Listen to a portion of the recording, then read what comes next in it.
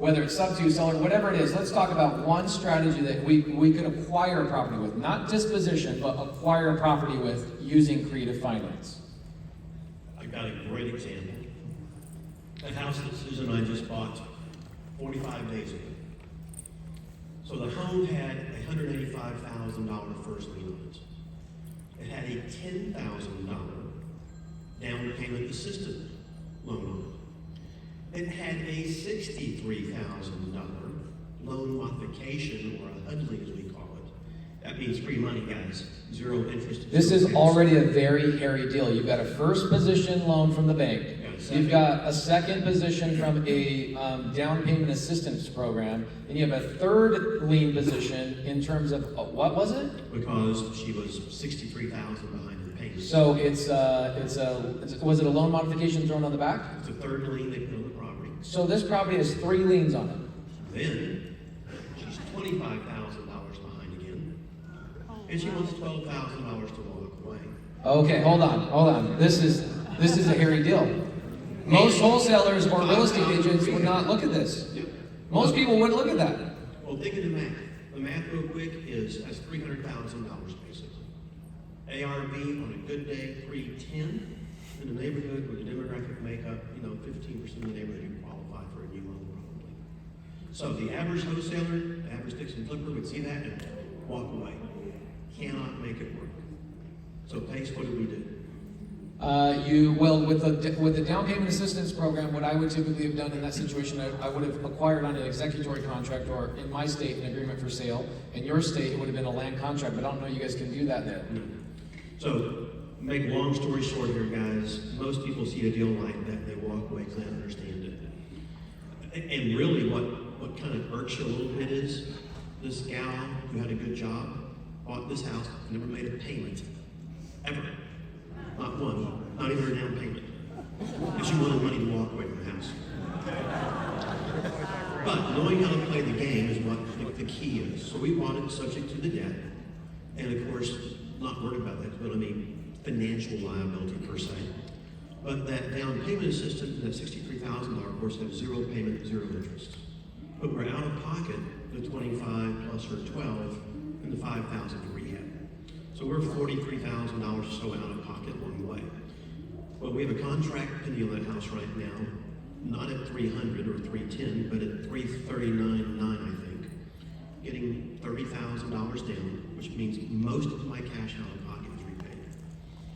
My cash flow, though, which is the key to creative finance in today's marketplace, about $1,400 a month, maybe $1,500, I'm not sure yet. That is awesome in that industry.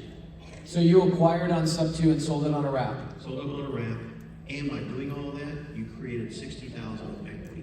Okay, so if I'm brand new, this is a good reason why Matt Fairclough is up here. If I'm brand new and I don't have the $43,000, there's a lot of people that kept jumping to creative finance, and they go, oh my gosh, all I heard was that you had to get $43,000 to do this deal. Anybody pick up on that? Only one person. I love it. The most horrible hand raisers of all time. From Matt's perspective over here, we got $0 in this thing. Because we borrowed the 43, we borrowed a little bit of interest carry. How'd we do that? Open our mouths and ask our private lenders for it. It's kind of spooky though when they're in that, they'd be in a fourth lien position basically on the property. So they want to make sure they trust you with regard to their getting money back along the way. But knowing that when you sell that home, you can take that down payment, give it back to the private lender, have a small amount due, which I can pay that, $12,000, $13,000 off in like 7 months, 8 months. Okay, so who does not understand this structure? Because I'd love to walk through this real quick. All right, so he's got a seller who bought a property. Was it the state or the city that gave her a loan, down payment assistance? It's a mortgage company, actually. Oh my gosh, okay. So a homeowner goes and buys a house. And the bank, the mortgage company says, hey, we're going to give you down payment assistance. So you're literally walking into this deal, no money out of pocket. The lady never makes a payment. Okay, so she's got her first mortgage that she got from the bank. We understand that, right? She has a second lien, which is the down payment assistance. Because they say, we'll pay your down payment for you, but you're going to have to pay us back when you go sell the house. Make sense? So that would be a second lien position. Okay, so she owes a second debt on the property. The third one is that she, what was it, a loan mod? Yeah. So she then falls behind on her mortgage so far that she then goes back to the bank and goes, hey, I haven't made any payments, but I want to do a loan modification. So they go, no problem, we'll give you a loan modification. So she now has a third loan on the property for all the failed payments she has. Okay? So Scott goes to her and says, hey, I'll buy this house. And she goes, sure, but I want $12,000. That lady should be on this panel right now. She's in Florida. I mean, am I right? That's creative finance. That's like leveraging everybody else's debt. This lady lived in here for free. I think they call that house hacking, right? Okay, amazing. So we had some house hacking. This is great. So Scott goes to her and goes, okay, well, to satisfy this, I've got to come up with the 25 grand that basically to pay off one of those liens.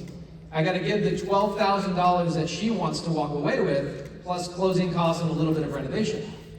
Okay, so that totaled 43 grand. So where does Scott get that $43,000 from? If you're brand new, where do you get that 43 grand from? You give it from a private money lender, which is why I said Mr. Matt Faircloth is up here. Okay, raising private capital is incredibly So Matt, is important. that also no interest, no payments? You can. You could. What I would do in that scenario. And what's the end game on that? You flipping it, renting it? He wrapped it, so he sold it on a wrap, and then he took a large down payment from his buyer. So his buyer came in with 30 grand, which that 43,000 you were outlaid, you brought in 30, so you were only out with a private money lender about 13 grand. Right. Great. Okay. Now, Does that make more sense? Maybe there's still people who are like, huh? That's what I asked. The reason I asked what your end game was, because if you're going to lease it, I would have done equity. If you were going to just get in, get out kind of thing, it's a great debt position, and especially those that are coming in with a self-directed IRA. If they have an IRA account, they don't need the monthly payments anyway. So it's not a monthly payment shouldn't even be a conversation with an IRA account because they don't need the monthly payments. They're not going to do anything with it. It's going to go in their retirement account. It's actually more of a pain in the butt to pay the monthly payments. It's better to just pay them off on the back end. So Love it. I would find an investor that's got 40, 50K to toss into the deal. You could collateralize it, into the deal or whatever. But I think it's a great opportunity for a no payment loan. Short term, or you could just bring in a partner, right? You could say, hey, I don't want to make any payments, I don't want whatever I make on this, we're splitting 50-50. I bring the deal to the table, you get half, I get half. For you being the lender, I'm the deal provider. Which is what we do all the time, and it's just thinking that way, and it's learning to be new in this game, how to think in those formats. How do you contact your IRA lender?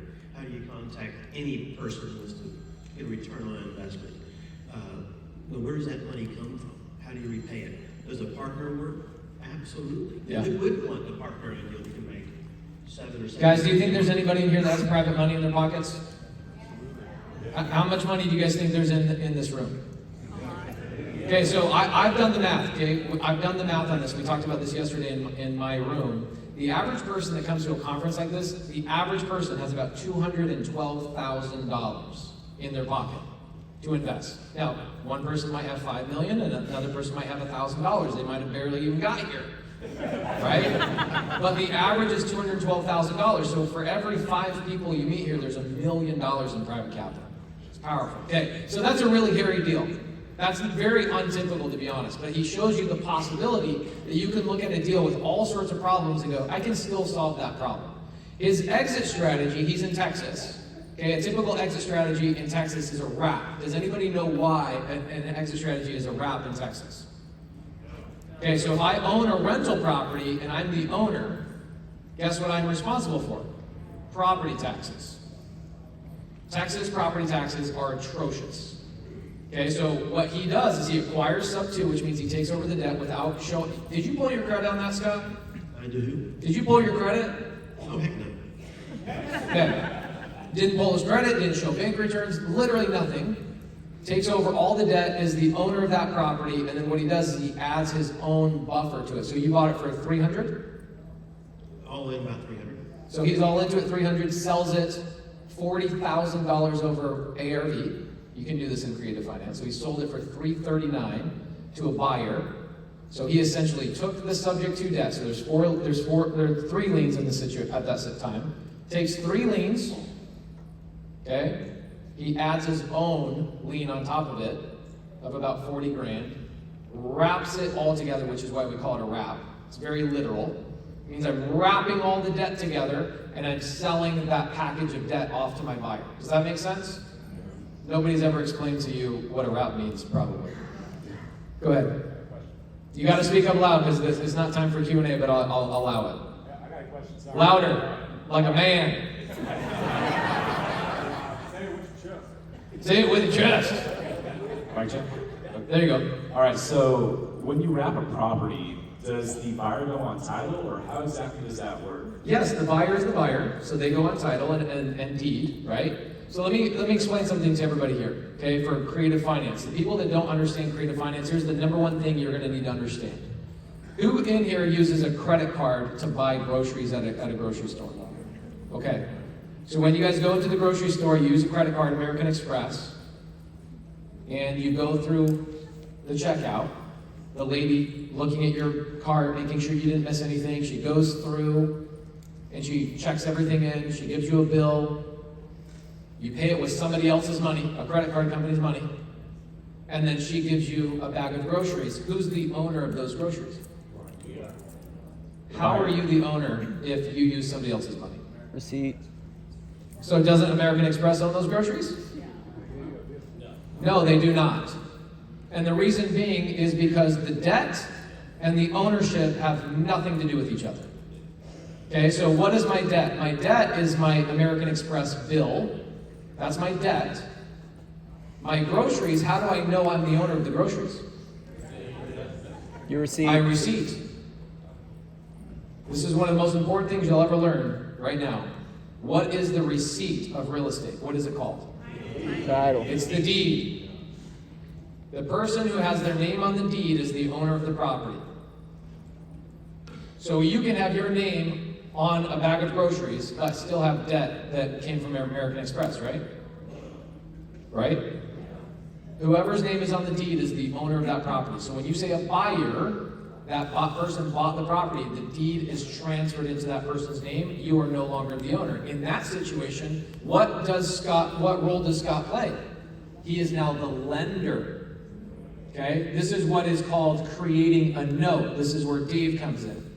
Okay? What is a note? Let's talk about that just real quick. A note is a promissory note. It's an adult IOU is what it is. Okay? Who's seen Dumb and Dumber here? Okay, so you guys see those little sticky notes you spend? It's like, oh, this is $200,000. You might want to keep this one. That's a promissory note, right? I owe you $200,000. I'm going to write it down on a note, literally, and I promise to pay you back. Therefore, we call it a promissory note. Okay, so if I buy a pool of debt, right, three liens for 300 grand, and I go, how do I make 40 G's on this? So I create a fourth debt of 40, I bundle it all together, which is called wrapping, and I then sell it to my buyer, and my buyer gives me $30,000 as a down payment towards that. That I bought it, acquired a pool of debt, and sold it on a wrap. I am no longer the owner of that property. I am the lender. I created debt. I am the lender in that situation. Does that make sense? Or the note holder is what it's called. Okay, so your buyer owns the property. You're just simply one of the banks that's involved. Does that make sense? Okay, go ahead. Do parties have to be in the same room at the same time? They have to No, have- absolutely not. Which parties? You mean all the banks and all that stuff? No, me and the guy I'm selling it to for 340. Technically, no. You can do this. You need to go to a title company or a closing attorney to do this stuff, but you don't have to be there at the same time. Your question's coming from somewhere. Figuratively, the timing of when you find somebody to buy the 340, why wouldn't they have purchased it for the 300? Great question. Okay, first and foremost, they're not real estate investors. Got it. Okay, so they don't go out and find deals like you and I do, right? So that's one of the best questions you could have asked. Okay, so rule number one of creative finance, these are my own rules, I'm sorry guys. Rule number one of creative finance is always cash flow, never lose money, okay? That's rule number one. Rule number two is don't put your brain in somebody else's head. Okay, because here's the common questions you guys are going to get. Why would a seller sell to you like that? Why would a seller do that? Why would this person do that? Because they're not you. They're not coming to a VPCon conference trying to learn how to do creative finance. The buyer in that situation had already probably been told by another bank, sorry, you can't qualify for a house. But I have $30,000. Yeah, but you had a credit blemish and you had a this, and honestly, the interest rates are at 8%, so sorry, we can't get you a loan. Along comes Scott on Craigslist, Facebook Marketplace, maybe the MLS, and he says, I'll owner finance this property to you. No need for a traditional bank. You just need to give me $30,000 down. That's the answer to that buyer's prayers. Okay, let's do this math. This is interesting for you guys to understand. We've got to lay a little bit of creative finance groundwork for you guys. By the way, tell Bigger Pockets to give us a whole day of creative finance. You know what I'm saying? Yeah. So here's the groundwork. 100 people walk into a bank right now. Bank of America, Chase, Quicken Loans, whatever. 100 people walk in. How many people are walking out with a loan right now? It's about 40%. 60% of people are getting turned down from a conventional standpoint. So when you guys look at who in their market, what's a real estate agent in your market, you know how many deals are closing on your MLS every month? Okay, so, what's that? Okay, 2,600, that represents 40% of people that walked into a bank and asked for a loan. Does that make sense? That's 40% of people that got yes from that bank. What happens to the other 60%? They rent. And they wish they could buy, but they can't qualify. So that person is not out there looking for these types of deals like we are. That person's praying for a guy like Scott to come along and say, I'll play the bank and I'll set the rules of how you get qualified. Creative finance is powerful, not only because he acquired that debt with no credit, no cash of his own, and zero credentials. Credentials are like your W-2. Nobody's checked my W-2, my job history, my bank balance, nothing in like 7 years. Now, I don't even know what my credit report, my credit score is. I have no clue. So the power is not only in the way that Scott acquired that asset, but it's also the fact that now Scott is the bank and he dictates the terms to that buyer. He is the bank. Sorry, am I getting too intense?